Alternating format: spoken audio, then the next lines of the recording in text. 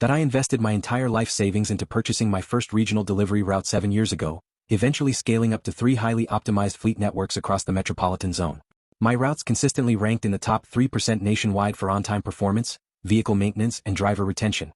Reginald, the newly appointed corporate procurement director, was a corporate bureaucrat who wanted to clear out high-performing independent operators to install his own family shell companies as preferred vendors, allowing him to collect massive under-the-table kickbacks on truck leases and fuel subsidies.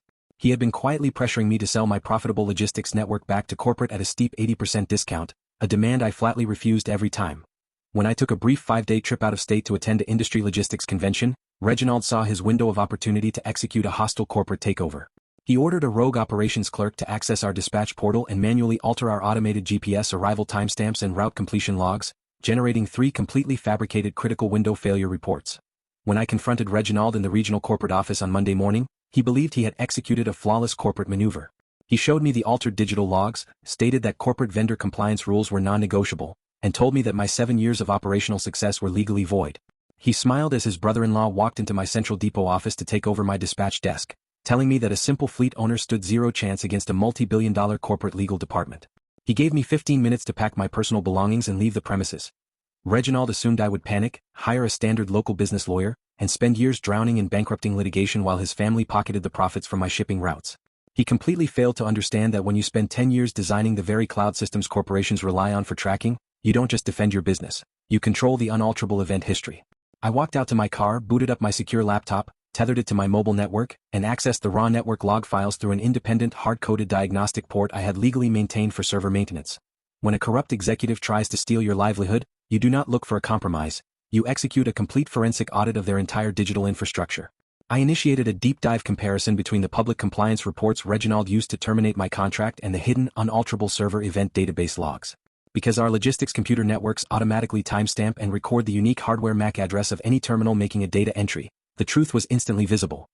The 3 critical route window failures had never been uploaded by field dispatchers at my regional depots.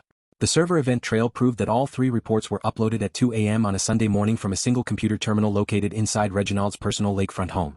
He had directly forged the digital signatures of the field compliance officers and manually overwritten our perfect operational records.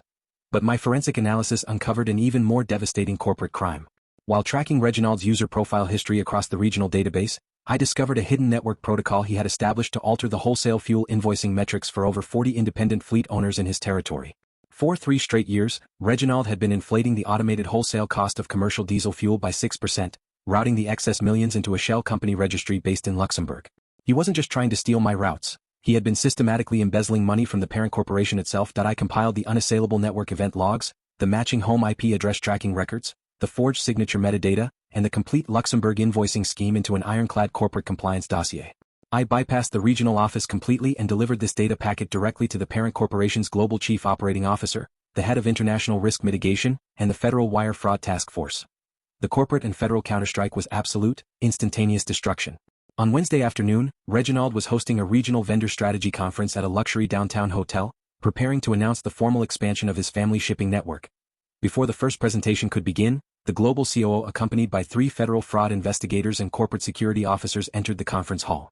They served Reginald with an immediate, company-wide suspension notice and an emergency asset freeze order issued by a federal judge. Reginald's executive access credentials were wiped from the international logistics network within 60 seconds, and security officers escorted him out of the building in handcuffs. When Reginald's legal team tried to claim the server logs were circumstantial, the federal prosecutors presented the digital signature metadata showing the exact timestamps matching his personal home network usage. The parent corporation, desperate to avoid a massive shareholder crisis over the embezzled supply chain funds, completely apologized to me in writing within 48 hours. The legal fallout completely obliterated Reginald's life and family network. The global corporate board officially reinstated my 3 fleet licenses with a full 10-year fee waiver to compensate for the operational disruption. Furthermore, the parent corporation awarded me the exclusive operating rights to 5 additional premium logistics routes in the state that were seized from Reginald's shell companies, effectively doubling my shipping empire overnight. Reginald's brother-in-law was immediately terminated and sued by corporate for unjust enrichment and conspiracy. Reginald is currently serving a significant federal sentence for wire fraud, identity theft, and corporate embezzlement, while his personal real estate assets were fully liquidated to pay back the millions he stole from the logistics network. Reginald wanted to use a rigged corporate rule to steal my business, and he ended up losing his career, his wealth, and his freedom.